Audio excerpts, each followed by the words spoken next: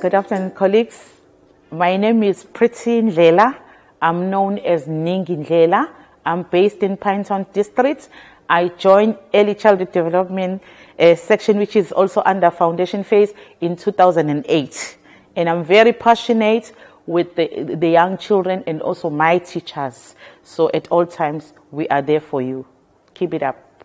We have been trained about play through decades, but today, I think the training and the workshop that we have undergone was very exciting, and it has uprooted a number of things that maybe I, for one, was not aware of. So play has been brought to us in a very, very special way, whereby we could see that we are also learning, and we are just wondering how exciting our teachers are going to be when we disseminate this information and when we work with them through the tools that they have at school, because some teachers have got the kits that are being sent to them, but they don't know how to use them. So interacting and manipulating the resources that VVOB brought to us, it has highlighted and made us to see a global picture on how our children are going to enjoy. But then our task is to educate the teachers and so that they can be effective in the classroom.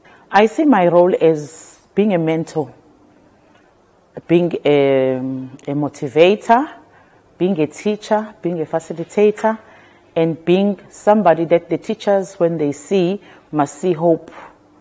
Somebody who's going to allow them space to be developed, somebody that is going to say thank you to them, because it is also important to encourage and also to acknowledge the contribution that the teachers are doing, especially the teachers of ECD. They are somehow vulnerable or marginalized in a number of ways, but when they see me, we will always encourage them to develop themselves and to love the space where they are and love children. Because of the methodology or the principles of teaching in the grade R, as well as in the back to 4 space, children learn through play. So play does not discriminate age, race, or gender. Everybody is able to play. Even those that are having disabilities, they can play and they enjoy play and they learn through play.